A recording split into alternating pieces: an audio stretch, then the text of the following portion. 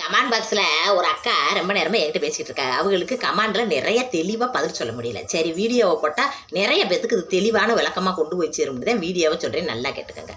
அந்த அக்கா என்ன சொல்கிறாங்கன்னா, ஏக்கா எங்கள் வீட்டுக்காரு என்னை நல்லா ராணி மாதிரி பார்த்துக்கிறாரு, ஆனாலும் அவங்க வீட்டு ஆளுகளுக்கு அதிகமான முக்கியத்துவம் கொடுக்குறாரு. எங்கள் அக்கா வீட்டுக்கு போகணும், எங்கள் அம்மா வீட்டுக்கு போகணும், நான் போகணுமுங்க, எங்கள் வீடு தான் எனக்கு முக்கியம் அப்படின்னு பேசுனா, நீ இந்த வீட்டுக்கு வாக்கப்பட்டு வந்துட்ட, இன்னும் உங்கள் அப்பா அத்தா வீட்டை பற்றி பேசக்கூடாது, நீ இந்த வீடு தான் முக்கியம் இருக்கணும்ன்றாரு.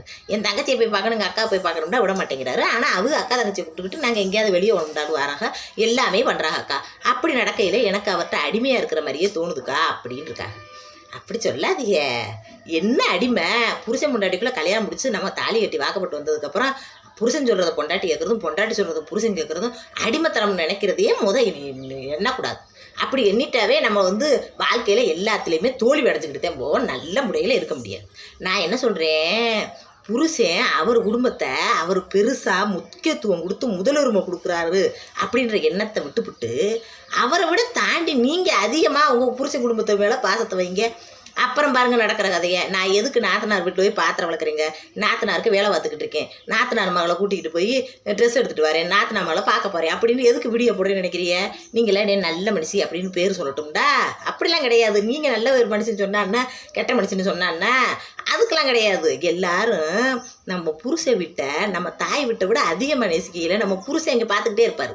பார்த்துக்கிட்டே இருக்கிற ஒரு மனசுக்குள்ளே தானாகவே பாசம் உண்டாகும். நம்மளை விட நம்ம குடும்பத்தை நம்ம பொண்டாட்டி அதிகமாக நேசிக்கிறா அப்படின்ற எண்ணம் உண்டாகும். அப்புறம் நம்ம என்ன சொன்னாலும் அவங்க கேட்பாங்க.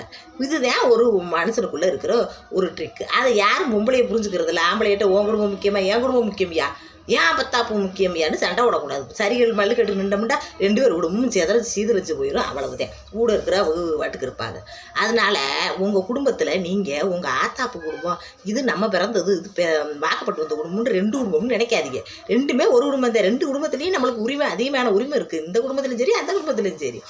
நான் போய் நாத்தனாவுக்கு முடியலன்ட்டு பாத்திரம் விளக்கிற பார்த்துட்டு பரல எங்கள் வீட்டுக்காரு. இப்போ என் தங்கச்சிக்கு முடியலைங்க, என் தங்கச்சி வீட்டுக்கு போயிட்டு வரட்டுமா, 2 பாத்திரத்தை விளக்கி போட்டு இப்படி சோறை கொண்டு போய் கொடுத்துட்டு வரட்டுமா அப்படின்னு சொன்னால் என் புருஷன் விட மாட்டாரு. ஆத்தாடி நம்ம தங்கச்சிக்கு நம்ம பொண்டாட்டி நம்ம சொல்லாமல் கொள்ளாமல் போய் உதவி பண்ணிச்சு, அது தங்கச்சிக்கு போய் பார்த்துட்டு போகுதுன்ற எண்ணம் அவருக்கே இருக்கும். அவரே கூட்டி கொண்டு போய் குழந்தைய வீட்டில் மதியம் வீட்டில் விட்டுட்டு வேலையை பார்த்துட்டு கூட்டிகிட்டு வருவாங்க. அந்த மாதிரிலாம் இருக்கணும். நம்ம முதல்ல சரியாக இருக்கணும். ஆம்பளையில் குறை சொல்கிறது தப்பு. நம்மளை அவங்களுக்கு குறை சொல்லாமல் நடந்துக்கணும்னா நம்ம நடத்தையில் தான் இருக்குது. இதைத்தான் நான் சொல்ல வரேன். சரியாக்கா? நல்லபடியாக குடும்பத்தை நடத்துங்க. அடிமைன்னே நினைக்காதீங்க. மனுஷனுக்கு மனுஷன் என்ன அடிமை? அன்பு பாசமாக எது சொன்னாலும் ஆம்பளையை கேட்பாங்க.